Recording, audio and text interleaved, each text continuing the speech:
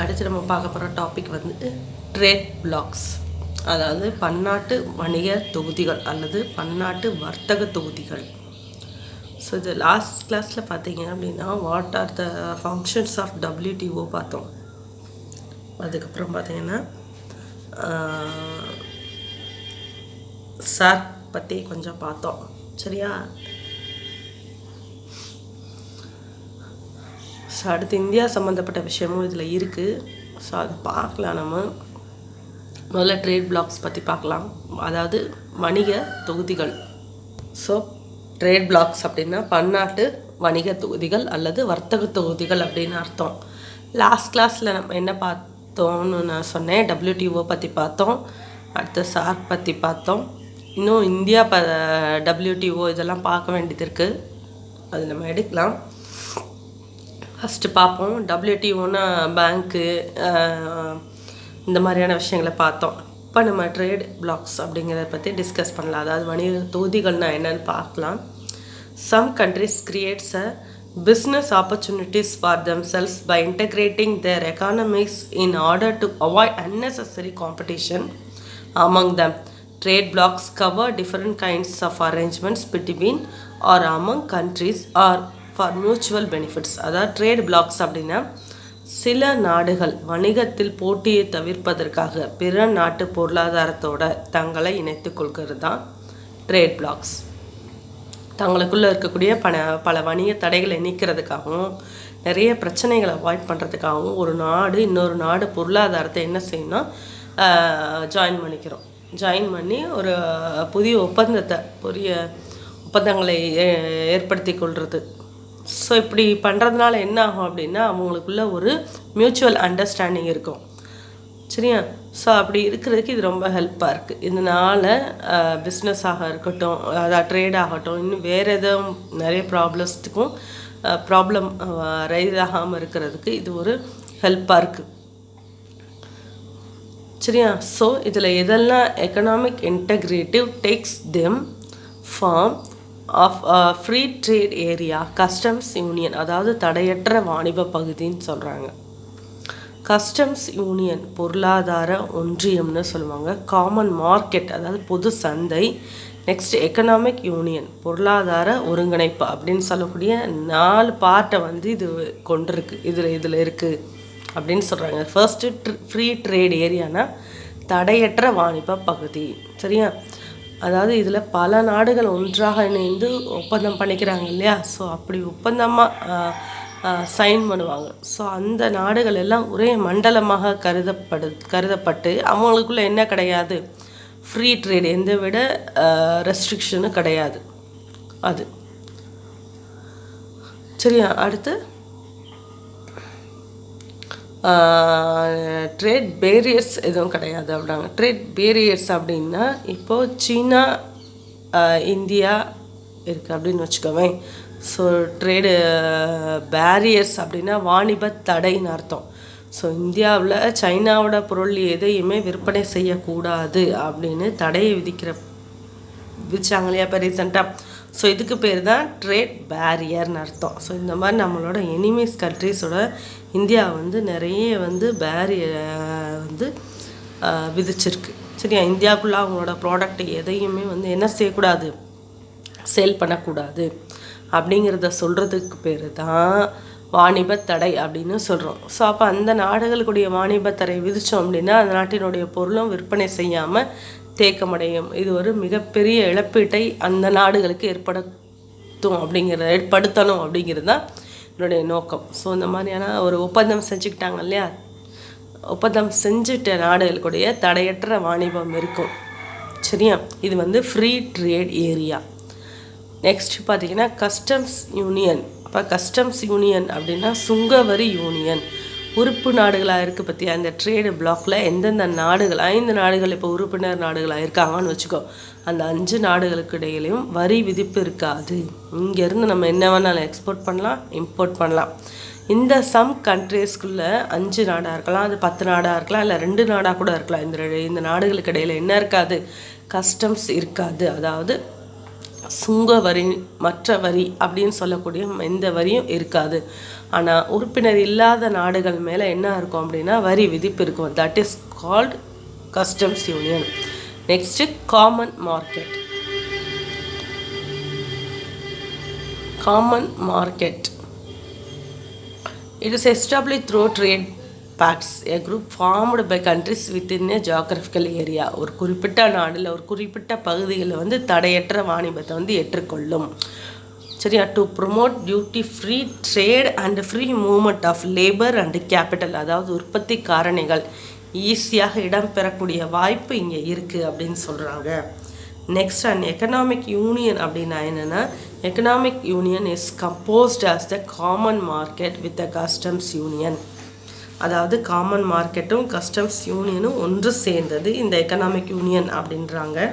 இந்த எக்கனாமிக் யூனியனில் என்ன இருக்குது அப்படின்னா, அதாவது பொருட்கள், பணிகள், நம்மளுடைய ஃபேக்டர் ஆஃப் ப்ரொடக்ஷன் ஈஸியாக என்ன பண்ணலான்னா ஒரு கண்ட்ரிலேருந்து இன்னொரு கண்ட்ரிக்கு என்ன பண்ணலாம், ஃப்ரீ மூமெண்ட் இருக்கலாம். நெக்ஸ்ட், உறுப்பினர் இல்லாத நாடுகள் மேலே நீங்கள் என்ன பண்ணலாம், வரி விதிப்பு இருக்கும். உறுப்பினர் இருக்கக்கூடிய நாடுகள் மேலே வரி விதிப்பு இருக்காது அப்படிங்கிறது இந்த எக்கனாமிக் யூனியனுடைய மெயின் கான்செப்ட். ஸோ இது எல்லாமே ட்ரேட் பிளாக்ஸு கீழே இருக்கக்கூடிய சின்ன சின்ன ஏரியாஸ். நெக்ஸ்ட் நம்ம பார்க்கக்கூடியது சார்க். ஏற்கனவே போன வீடியோவில் பார்த்துருந்தாலும் நான் இன்னொரு தடவை ரீகால் பண்ணுறேன். சரியா? ஸோ ரொம்ப இம்பார்ட்டண்ட்டாக, அதாவது தெற்கு ஆசிய நாடுகளுடைய ஒரு ஒத்துழைப்பான ஒரு சங்கம், அதுதான் சார்க்குன்னு சொல்கிறோம். இந்த சார்க்கோட ஹெட் குவார்ட்டர்ஸ் எங்கே இருக்குது அப்படின்னா காத்மண்டுவில் இருக்குது, நேபாளில். சரியா? ஸோ இது 1895 இதை எஸ்டாப்ளிஷ் பண்ணியிருக்காங்க. Next Asian. இதை எப்போ எஸ்டாப்ளிஷ் பண்ணாங்கன்னா 1967. இதோட ஹெட் குவார்ட்டர் எங்கே இருக்குன்னா பேங்காக்கில் இருக்குது. Next BRICS. ஸோ இதோட ஹெட் குவார்ட்டர்ஸ் எங்கே இருக்குது அப்படின்னா ஷாங்காயில் 2001 எஸ்டாப்ளிஷ் பண்ணியிருக்காங்க. இதில் first what is the meaning of SAARC, what are the objectives of SAARC. So சார்க்குடைய நோக்கம் என்ன, அதனுடைய பணிகள் என்ன, அதனுடைய சாதனைகள் என்ன அப்படின்னு பார்க்கலாம். ஃபஸ்ட்டு சார்க் அப்படின்னா என்ன அப்படின்னா, இது ஏற்படுத்துறதுக்கான நோக்கம் என்னன்னு பார்க்கலாம். South Asian Association for Regional Cooperation is an organization of South Asian nations. அதாவது தெற்காசிய நாடுகளுடைய ஒருங்கிணைப்பு அப்படிங்கிறது சார்க்கு. இது எப்போ எஸ்டாப்ளிஷ் பண்ணுறாங்கன்னா December 8, 1985. எதுக்காக? The promotion of economic and social progress, cultural development within the South Asian region. அதாவது தெற்காசிய நாடுகளில் இருக்கக்கூடிய சமத்துவம், அவங்களுடைய சமூக மேம்பாடு, பொருளாதார மேம்பாடு, இதை அடைவதனுடைய நோக்கம்தான் இந்த அமைப்பை ஏற்படுத்துறதுக்கான நோக்கமும் கூட அப்படிங்கிறாங்க.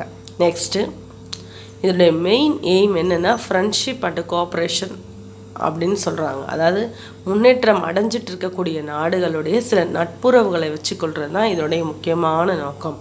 இந்த மெம்பரிங் கண்ட்ரிஸ் எது அப்படின்னு பார்த்தோன்னா பங்களாதேஷ், பூட்டான், இந்தியா, மாலத்தீப், நேபாள், பாகிஸ்தான் அண்டு ஸ்ரீலங்கா. இதில் April 3, 2007 ஆப்கானிஸ்தான், அதாவது 8வது உறுப்பு நாடாக ஜாயின் பண்ணியிருக்குது. மொத்தத்தில் எத்தனை ஜாயின் கண்ட்ரிஸ் இருக்குன்னா 8 கண்ட்ரிஸ் இருக்குது. 7 கண்ட்ரிஸ் ஆல்ரெடி ஜாயின் பண்ணிட்டாங்க. 2007 April 3, அதாவது April 3 வந்து 2007 ஆப்கானிஸ்தான் வந்து ஒரு one of the member countries, அதாவது 8th மெம்பர் கண்ட்ரியாக வந்து ஜாயின் பண்ணியிருக்கு. இது 1 மார்க்கில் கேட்குறதுக்கான சான்சஸ் இருக்குது. மொத்தம் 7 கண்ட்ரிஸ், 8வது வந்து ஆப்கானிஸ்தான், அது 2007 3rd April. ஞாபகம் வச்சுக்கோ. இதோட எய்ம் என்ன அப்படின்னு பார்த்தோன்னா accelerate the progress of the economic. So இதில் இருக்கக்கூடிய எக்கனாமிக்காகவும் சோஷியலாகவும் தங்களுடைய உறுப்பு நாடுகளை வந்து டெவலப் பண்ணுறது தான் இதனுடைய முக்கியமான நோக்கம். இதோட செக்ரட்டரியேட் எங்கே இருக்குது அப்படின்னு பார்த்தோன்னா நேபாளில் காத்மண்டுன்ற இடத்துல இருக்குது. 16th January 1987 எஸ்டாப்ளிஷ் பண்ணுறாங்க. ஃபஸ்ட்டு சார்க் சம்மிட் எங்கே நடக்குது அப்படின்னு பார்த்தோன்னா டாக்கா in 1985 நடக்குது. இந்த சார்க் மீட் வந்து 2 years once வந்து நடக்கும். 2 வருஷத்துக்கு ஒரு தடவை இந்த சார்க் மீட்டிங் வந்து என்ன செய்யும், இது பண்ணுவாங்க, அரேஞ்ச் பண்ணுவாங்க. இந்த லாஸ்ட்டாக பார்த்தீங்கன்னா 20th மாநாடு கான்ஃபரன்ஸ் வந்து 2018 ஸ்ரீலங்காவில் நடந்துச்சு. சரியா, அடுத்து 2020 நடக்கணும். அடுத்து கொரோனா பீரியடாக இருக்கனால 2020 ஏற்படுறதுக்கு வாய்ப்பு இருக்குது. இது வந்து சார்க் நாடுகளுடைய அந்த மெம்பர் கண்ட்ரிஸுடைய ஃப்ளாக் பாரு. India, Bhutan, Pakistan, Nepal, Bangladesh, Maldives, Sri Lanka and Afghanistan. Next இதோட அப்ஜெக்டிவ்ஸ் பாரு. To promote welfare of the people, அதாவது தெற்காசிய நாடுகளுடைய மக்களுடைய நலனை மேம்படுத்துவது. To accelerate economic growth and social progress and cultural developments. So social, cultural, economic wise முன்னேற்றம் அடைய செய்கிறது தான் இதனுடைய மெயின் நோக்கம் இதோட உறுப்பு நாடுகளில். நெக்ஸ்ட்டு இது collective self reliance among the countries of South Asia, அதாவது கூட்டுத்தொடர்ன்னு சொல்லுவோம். நம்ம முன்னேறதும் இல்லாமல் மற்ற நாடுகளையும் தன்னோட உறுப்பு நாடுகளையும் உயர்த்து தான் இதனுடைய முக்கியமான நோக்கம்.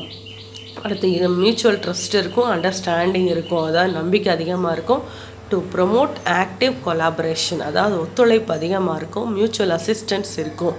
எக்கனாமிக், சோஷியல், கல்ச்சுரல், டெக்னிக்கல் அப்படின்னு சொல்லக்கூடிய சயின்டிஃபிக் ஸ்பேஸில் இவங்களோட ஒருங்கிணைப்பு அதிகமாக இருக்கும். To strengthen cooperation with other developing nation, அதாவது எல்லா டெவலப்பிங் நேஷனோடையும் இவங்களுக்கு ஒரு தொடர்பு இருந்துக்கிட்டே இருக்கும். Next to strengthen cooperation with other developing countries.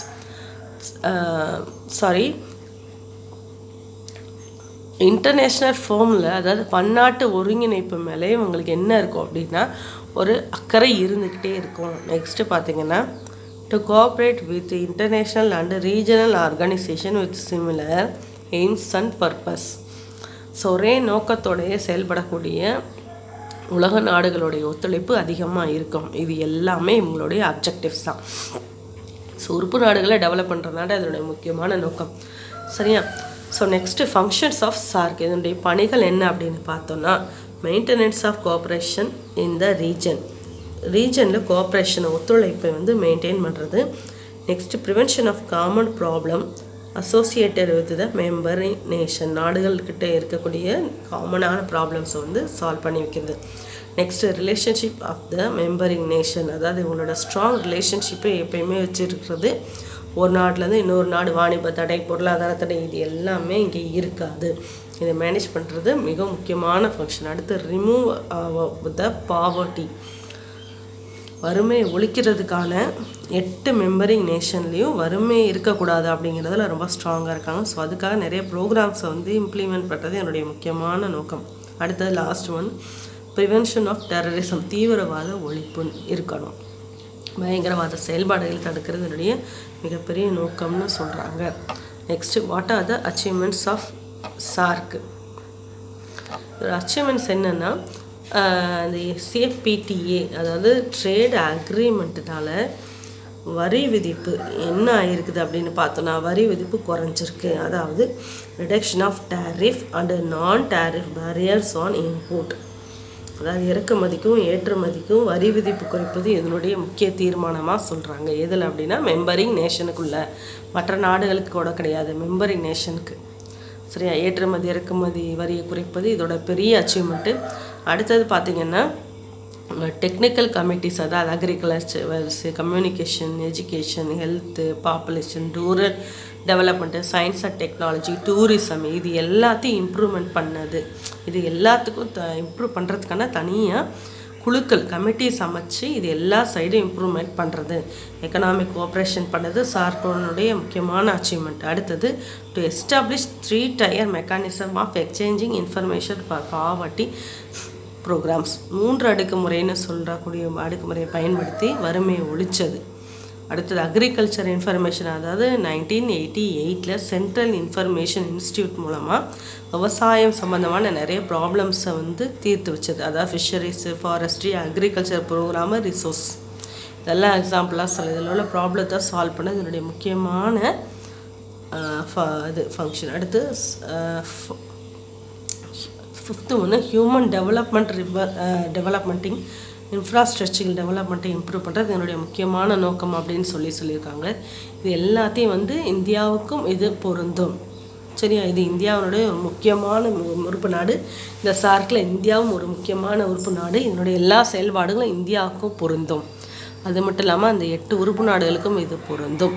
So இதில் ரொம்ப நிறைய 1 மார்க் கேட்கக்கூடிய வாய்ப்பு இருக்குது. Subjectives, functions, achievements. சரியா, 3ஐயும் நல்லா படிச்சுக்கோப்பா.